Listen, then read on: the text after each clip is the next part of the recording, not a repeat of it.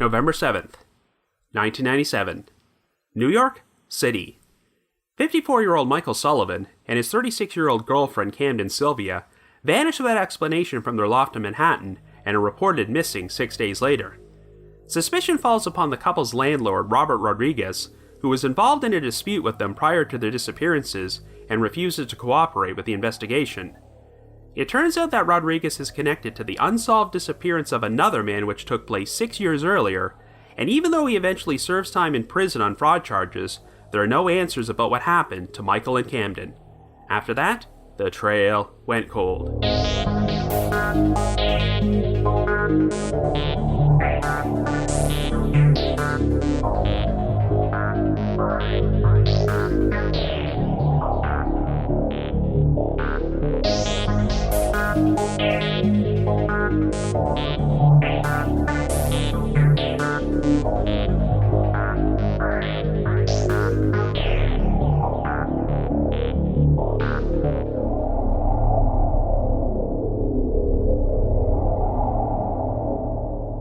Hello everyone, and welcome to our latest episode of The Trail Went Cold.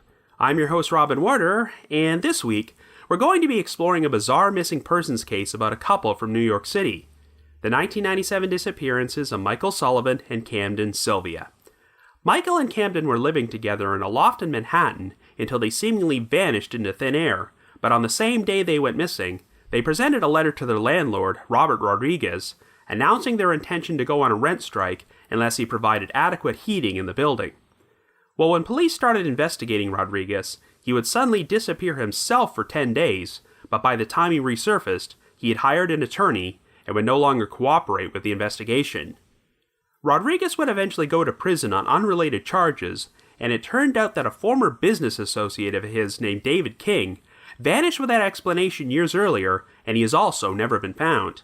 Now, while it's easy to assume the worst about Rodriguez, there is zero evidence that foul play took place, or that he could have been responsible for the disappearances of Michael and Camden. There are just so many unanswered questions about the last time the couple was confirmed to be alive, potential motives for their disappearance, and the logistics of getting rid of their bodies. It's a very puzzling case, but we're going to explore all the different angles on today's episode.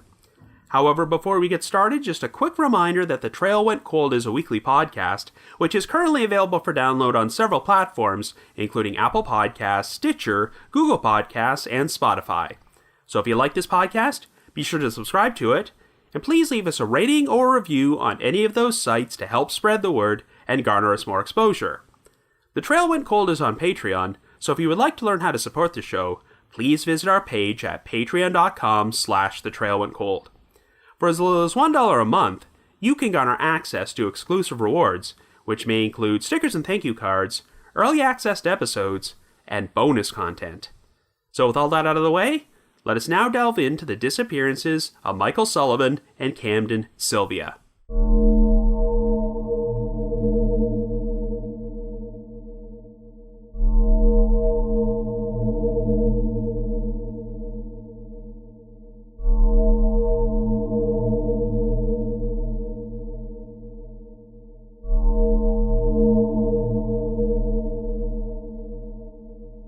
Our story begins in New York City in 1997.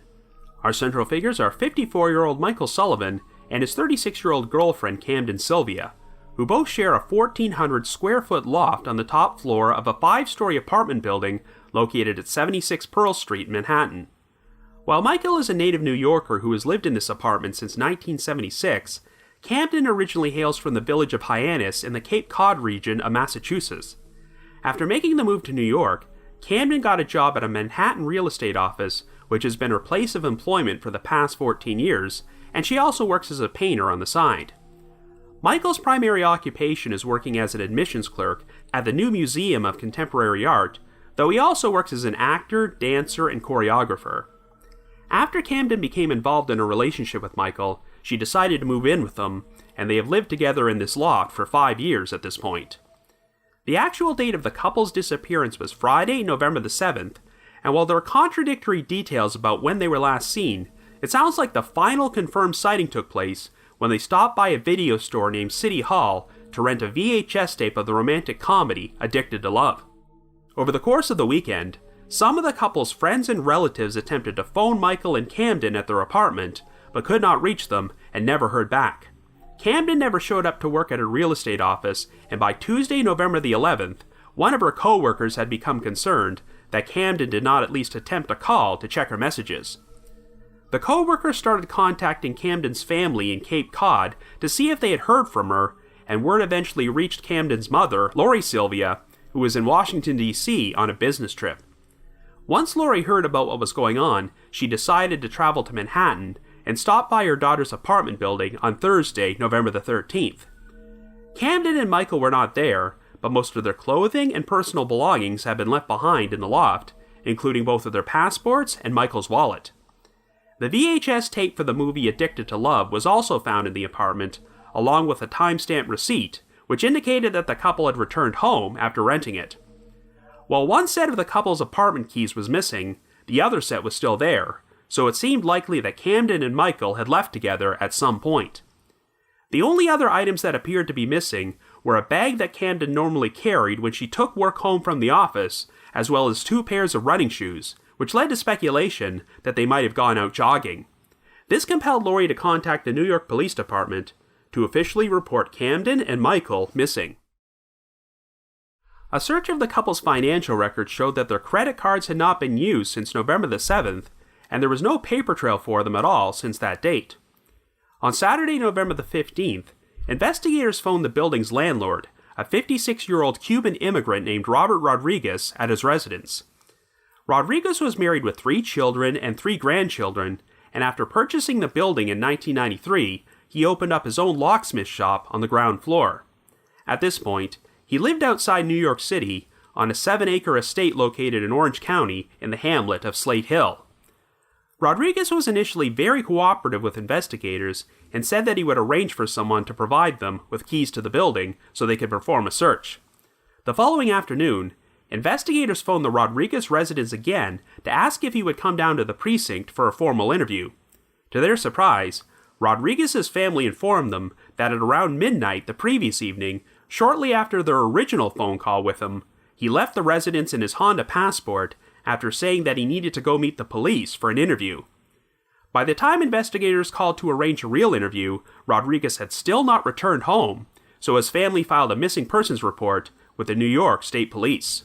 1 week later, Rodriguez's abandoned Honda Passport would be discovered inside a parking garage in Chelsea, and the time-stamped ticket would show that it originally pulled in there at 2:37 a.m. on November the 16th, only a few hours after he left his residence. During Rodriguez's absence, police wanted to perform a search of his house and property, but his family refused to give them permission to do so. Police countered by flying a helicopter over the property and using infrared devices to search for any bodies that might have been buried on freshly dug land, but they found no evidence that could be used as probable cause to obtain a search warrant. After being missing for 10 days, Rodriguez finally resurfaced when he suddenly showed up at his locksmith shop at the apartment building. However, by this point, Rodriguez had hired an attorney and was no longer cooperating with the investigation. It turned out that on the morning of November the 7th, hours before she disappeared, Camden had been seen heading towards Rodriguez's locksmith shop with the intent of presenting him with a signed letter. One of the couple's neighbors was a photographer named Chuck Delaney, who was the building's tenant representative on the New York City Loft Board.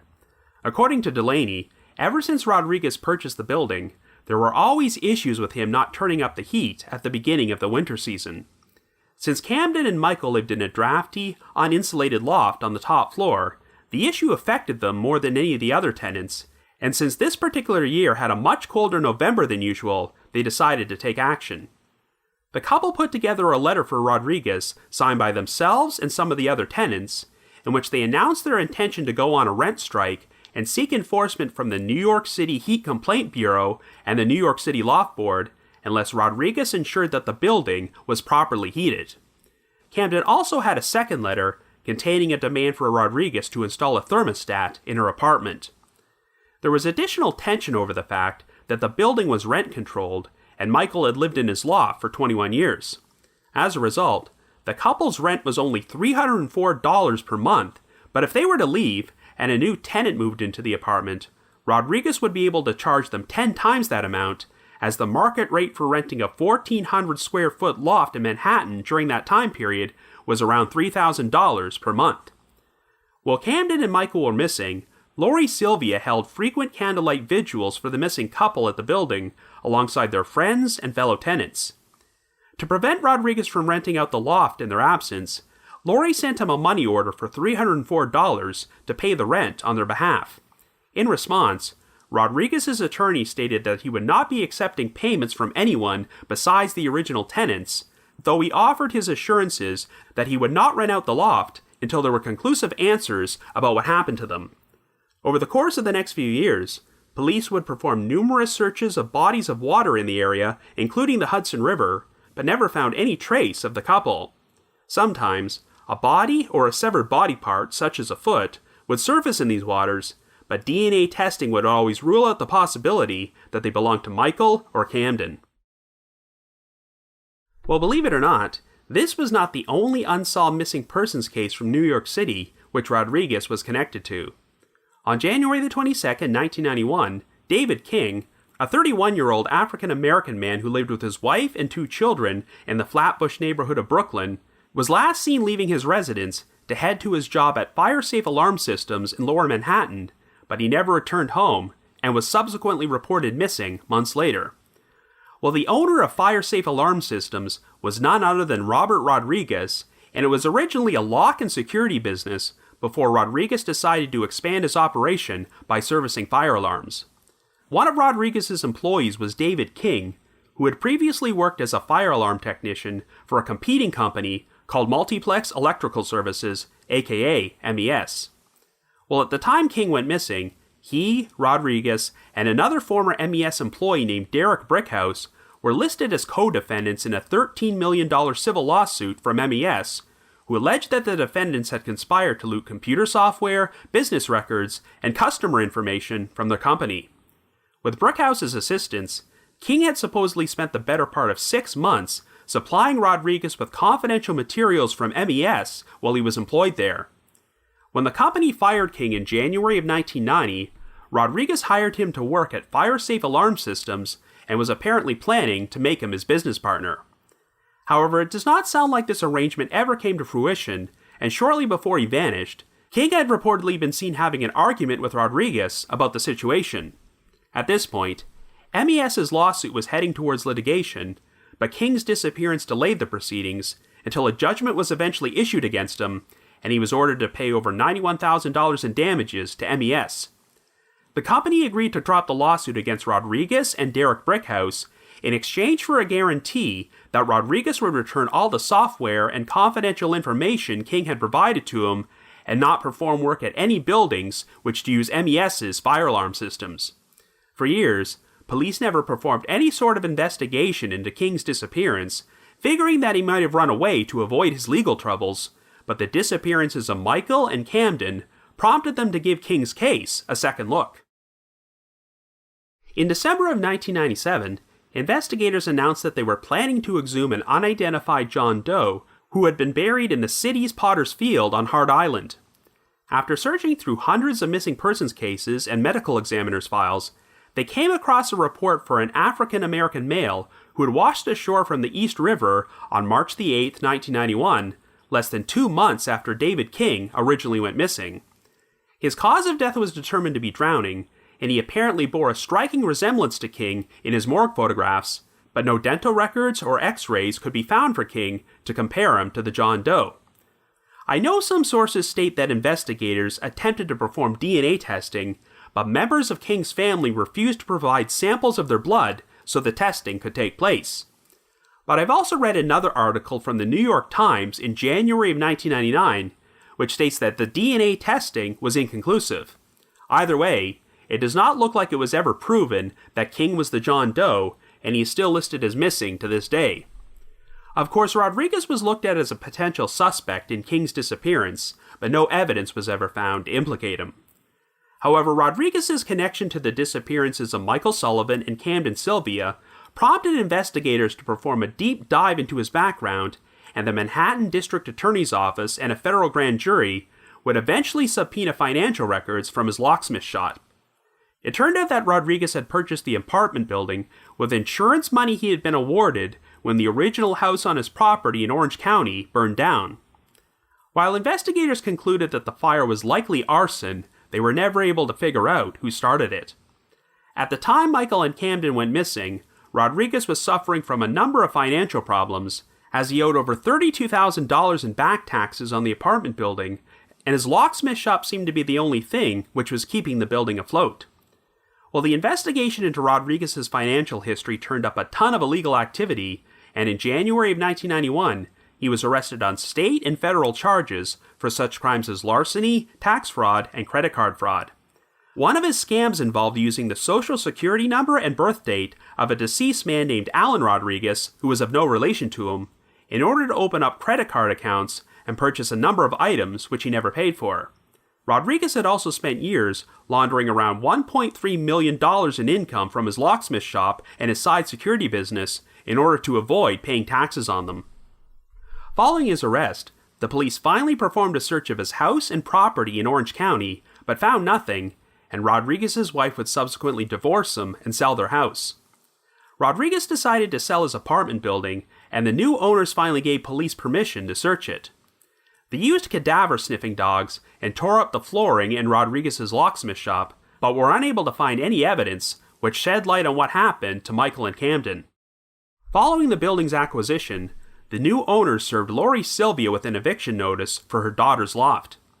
Even though Lori attempted to fight this in court, the ruling was that since Camden and Michael were presumed dead, they were no longer protected by rent stabilization, so their loft would be rented out to a new tenant at the current market rate. In October of 1999, Rodriguez pled guilty to tax and credit card fraud, and as part of a plea agreement, he would receive a prison sentence of 2 to 6 years. Less than 2 years later, Rodriguez managed to attain parole and was scheduled to be released from prison on August 30th, 2002, but this decision was met with considerable backlash from law enforcement officials and the families of Michael and Camden, as their names were not mentioned at all during Rodriguez's parole hearing. In response, the New York State Parole Board decided to re-interview Rodriguez and asked him about a cache of licensed guns he owned. One of the conditions of his early release would be to turn in these guns, but Rodriguez claimed he could not account for them, and the parole board described him as being quote-unquote evasive and intentionally deceitful in his answers, as he even evoked his Fifth Amendment privilege at one point and declined to answer any questions to avoid self-incrimination. This prompted the board to reverse their decision about Rodriguez's early parole, and he would be forced to serve out his full sentence before he was finally released in August of 2004. Rodriguez subsequently moved to East Harlem and has continued to deny any involvement in the disappearances of Michael Sullivan and Camden Sylvia, and after nearly 24 years, they both continue to remain missing persons. So I guess you could say, the trail went cold.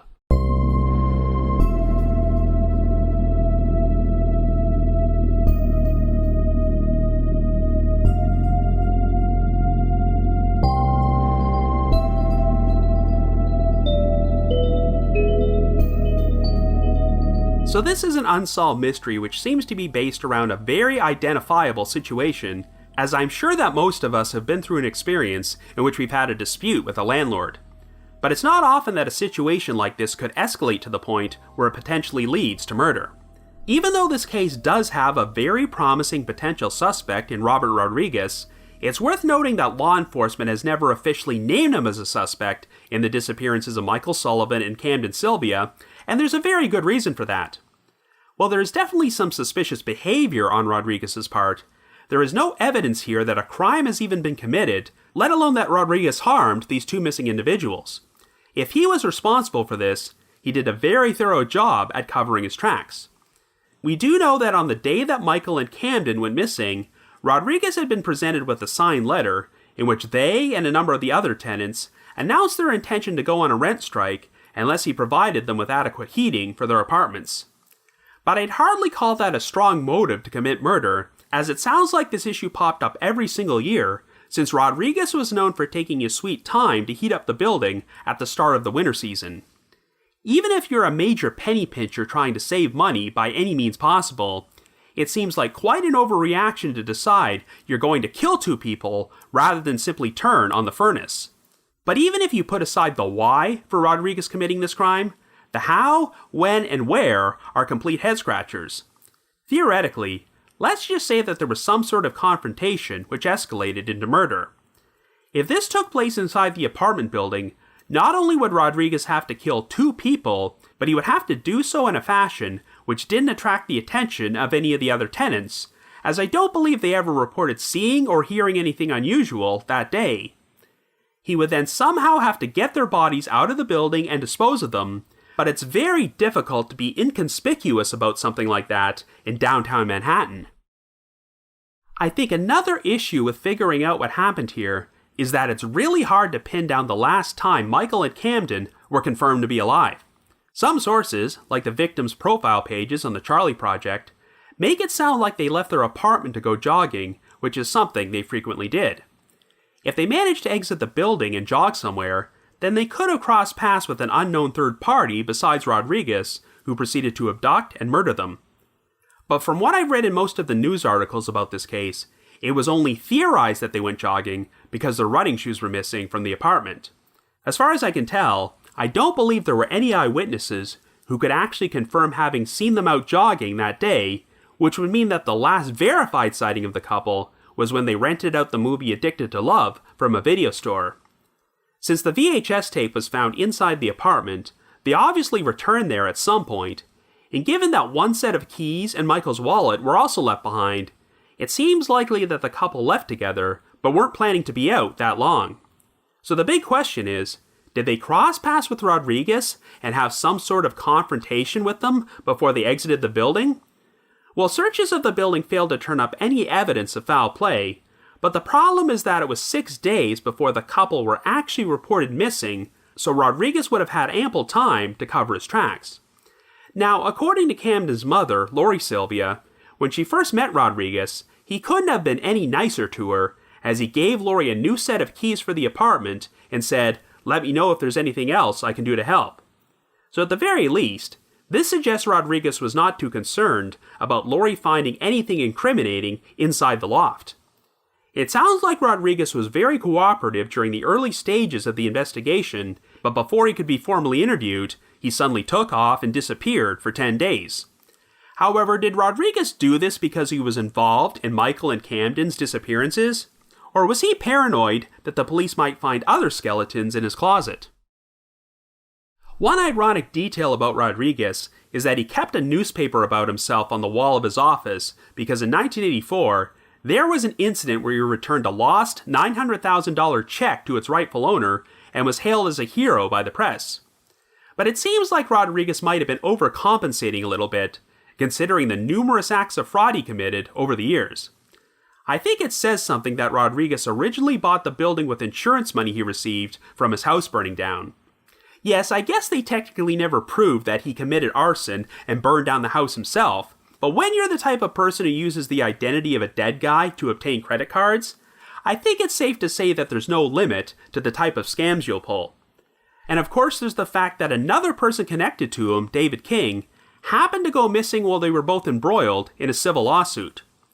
We'll talk more about David King in a little while, but regardless of whether or not Rodriguez was involved in his disappearance, the fact that he was allegedly using King to provide him with confidential information from a rival fire alarm company really says a lot about his character. So by the time Rodriguez resurfaced after disappearing for 10 days, he hired himself the services of an attorney named Michael Rosen, and this was a pretty prominent high-priced lawyer, as Rosen had once represented Thomas Gambino of the infamous Gambino crime family. Since Rodriguez lied to his family about going in for a police interview before he took off, this suggests that he was incredibly paranoid about something, but was it because he had knowledge or involvement in the disappearances of Michael and Camden? Well, it's easy to take his actions as a sign of guilt, but Rodriguez had spent the past several years committing numerous acts of fraud, so even if he was completely innocent of any role in their disappearances, he might have feared that if the police started interviewing and investigating him, they were going to turn up his other financial indiscretions, which is why he panicked and got himself a lawyer. If this was Rodriguez's intention all along, then it really didn't do him any good, since it only provided further motivation for the authorities to look into his background, and that's when they uncovered evidence to arrest him on all those other charges and send him to prison.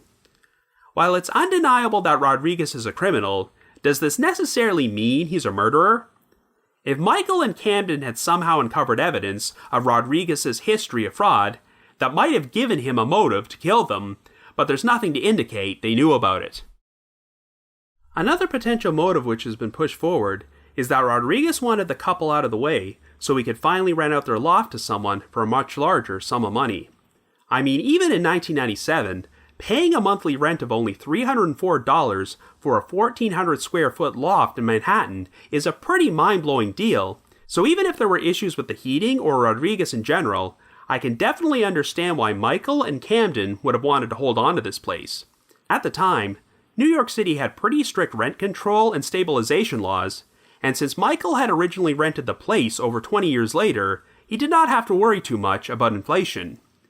We know that Rodriguez was suffering from financial problems and owed thousands of dollars of back taxes on the building, so yes, it would have been in his best interest to have Michael and Camden out of the loft so that he could rent it out to a new tenant at around $3,000 per month.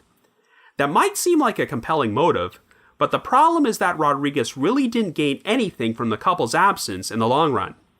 I know that until Rodriguez's arrest, there was a dispute between him and Lori Sylvia because she wanted to pay the $304 monthly rent to hold on to the loft, but he refused to accept the money.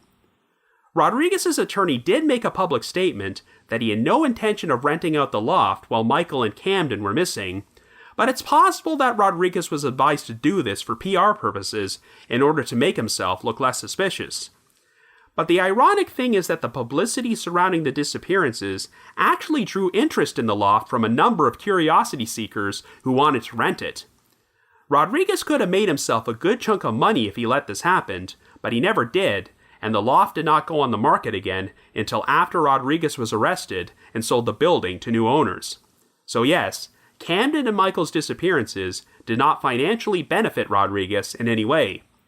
Until Rodriguez's arrest, I cannot imagine how awkward it must have been for the other residents of that building to be living with a landlord who was under suspicion for potentially causing the disappearances of two tenants. Even if they didn't believe he was guilty, how weird would it have felt to bring an issue to this guy's attention? I wonder if anyone complained about the heat the following winter. Now, I mentioned earlier that we cannot pinpoint the last time Michael and Camden were confirmed to be alive, and we can't even be 100% certain that they interacted with Rodriguez. According to their neighbor, Chuck Delaney, he did see Camden in the building that morning, and she told him she was heading to Rodriguez's locksmith shop to present him with the signed letter about the rent strike. We know that this letter did wind up in his office, but it's unclear if Camden just dropped it off there or if she interacted with Rodriguez. Since Rodriguez declined to discuss the case publicly, he never did confirm or deny if he spoke with her. The transaction at the video store confirms that Camden did visit other locations that day, and the primary theory which has been presented by her mother Lori is that after renting the video, Camden returned to the apartment, and both she and Michael decided to go out and confront Rodriguez together.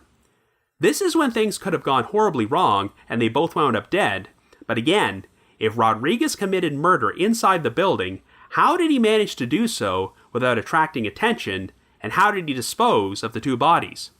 So now we have to go back and explore the second unsolved missing persons case in this story, and that's the disappearance of David King.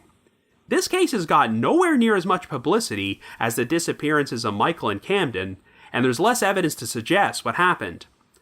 All we know is that King left his house in January of 1991 to go to work and subsequently disappeared, but no one even attempted to file a missing persons report until July the 17th of that year, when King's mother, Emma Toppin, learned from his wife and children that they had not seen him in nearly 6 months. Back in 1991, the New York Police Department had a policy that unless there was strong evidence that foul play had taken place, or the victim had a serious medical or mental condition, they could not accept missing persons reports for anyone between the ages of 17 and 65.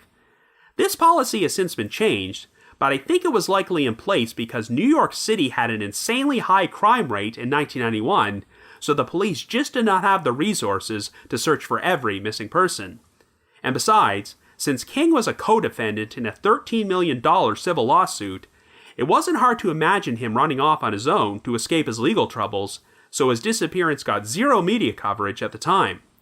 Of course, once Robert Rodriguez got linked to another missing persons case 6 years later, King's case finally got a proper investigation, but Emma Toppin did not hesitate to publicly express her frustration that it took the disappearance of 2 white people for her black son to receive any attention.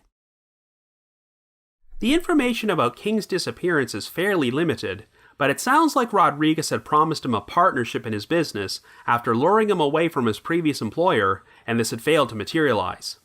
The 2 men were reportedly seen having an argument a short time before King went missing, so it's easy to assume that Rodriguez might have been involved.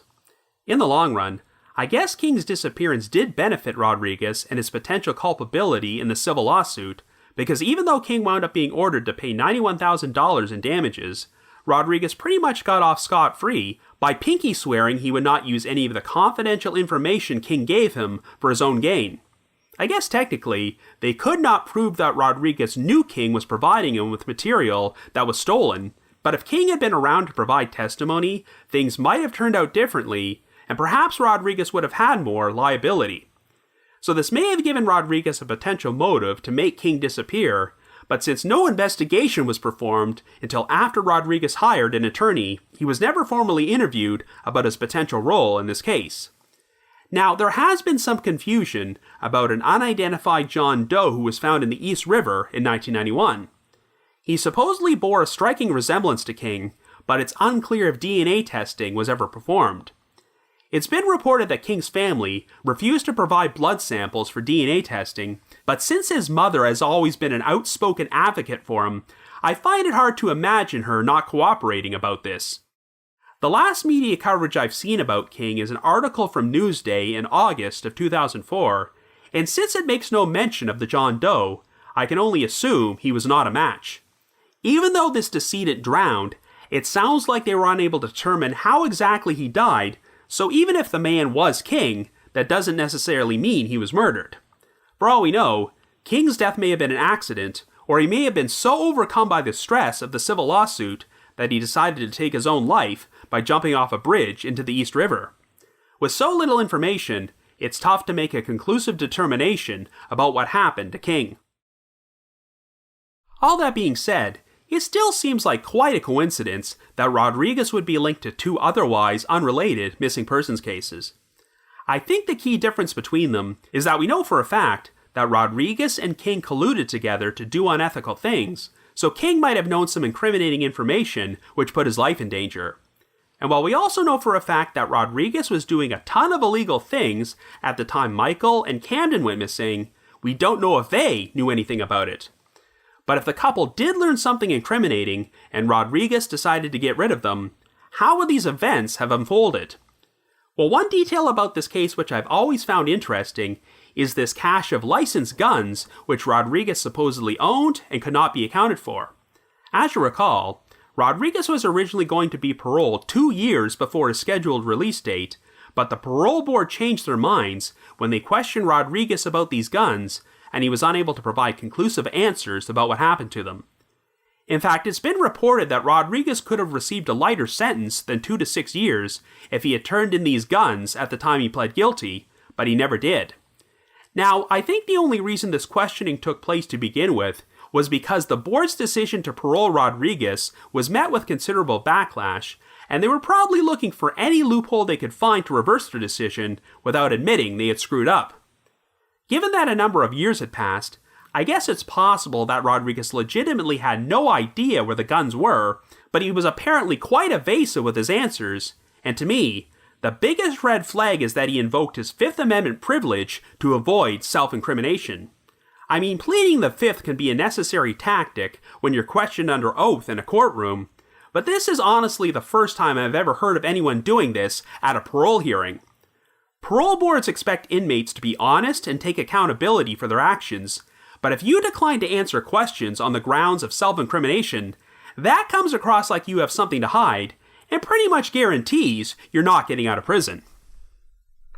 So this makes me wonder, why did Rodriguez want to avoid talking about this cache of guns?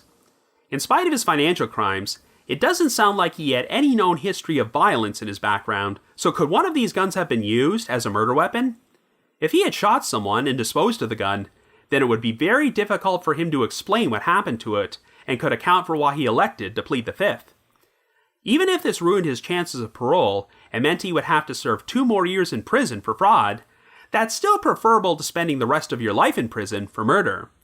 But I must provide a disclaimer that this detail about the guns is nothing more than pure speculation on my part, and I still have issues with the idea that Rodriguez could have shot Michael and Camden inside the apartment building without anybody hearing anything. We know that all of Rodriguez's financial crimes were eventually uncovered because he got himself in way over his head, so that's why you have to wonder if he was capable of getting away with the perfect murder without leaving any incriminating evidence behind. Anyway, I'm not sure of the exact whereabouts of Rodriguez today, but if he's still alive, he would be around 80 years old. If he really was responsible for these crimes, then the clock is ticking to find evidence against him. If by chance, Rodriguez's main motivation for not cooperating with the investigation into Michael and Camden's disappearances was because he was afraid of his financial crimes being uncovered, well, that wound up happening anyway, and he served his time in prison. If he truly has nothing left to hide, then I wish he would finally cooperate and speak to the police about what he knows. But then again, even if he's innocent in this case, there may be things about the disappearance of David King which he does not want to discuss. As for Lori Sylvia, at the time her daughter went missing, she was an advocate for the disabled and would pretty much become the official advocate for Camden and Michael. This is not the only family tragedy Lori has experienced, as 2 of her uncles vanished when they were lost at sea during the 1950s, and in January of 2014, she lost her 48-year-old son Matthew when he passed away after a long battle with pancreatitis. Lori is also getting up there in years, so it would be nice if she finally received some answers about what happened to her daughter. So if you happen to have any information on the disappearances of Michael Sullivan and Camden Sylvia, as well as the unsolved disappearance of David King, please call the New York Police Department at 646-610-6914. That's 646-610-6914. But if you just have your own thoughts about what happened, feel free to leave me a comment or send me an email to robin.warder@icloud.com. That's robin.warder@icloud.com. Another reminder that The Trail Went Cold is on Patreon, so please visit patreon.com/thetrailwentcold to learn how you can support our podcast and become eligible for some pretty neat rewards. We produced a bunch of exclusive bonus episodes for our patrons in tiers 2 and 3, and this past month, I released an episode about the bizarre 1934 ransom kidnapping of June Robles, who was found alive inside a metal box in the desert, but her kidnappers were never caught, and there's been some debate about whether the whole thing might have been an elaborate hoax. I'm also going to be dropping the occasional exclusive bonus Patreon episode from my spin-off podcast, The Path Went Chilly, and we recently released an episode in which myself and my co-hosts, Jules and Ashley, discussed the unsolved disappearance of convenience store clerk Deborah Poe. And for our patrons in Tier 3, I've also recorded another new audio commentary track which can be played over a classic episode of Unsolved Mysteries. I'd also like to give a shout out to our most recent listeners who have signed up with us on Patreon this week, and they are Carl I, Kathy U, Giovanni, Gail H, Magella O, Catherine K, Ellen H, and Jason M. Thank you all so much for your support. I'm also pleased to announce that The Trail Went Cold has been added to the lineup for Podcast Row at CrimeCon 2022, which is being held in Las Vegas from April the 29th until May the 1st. If you would like to purchase tickets, we already have our own personalized promo code to get a discount. So to receive a 10% discount off a standard badge, please visit crimecon.com and enter the promo code TRAIL. That's crimecon.com and the promo code is TRAIL. In addition, I wanted to provide another reminder that I hold live streaming sessions on a platform called Get Vocal. Every Thursday night from 7 until 8 p.m. Eastern Time, I host what is essentially an after show for each week's podcast episode, where I have an interactive discussion about the featured case from said episode and answer questions and address comments from listeners. I always include a link to these sessions in our show notes, so be sure to check there for more information or visit getvocal.com. That's GETVOKL.com. I just wanted to give another shout out to my supporters at the Unsolved Mysteries message board at the Sitcoms Online forum and the Unresolved Mysteries subreddit. I need to provide a big thanks to Miguel Foote, who edits and assembles this podcast together for me, and Vince Nitro, who composes the eerie music you hear on every episode. If you haven't already, you can like us on Facebook, follow us on Twitter, or leave us a rating or a review on Apple Podcasts, Stitcher, Google Podcasts, or Spotify. So have yourself a good week and join us next Wednesday for another brand new episode of The Trail Went Cold.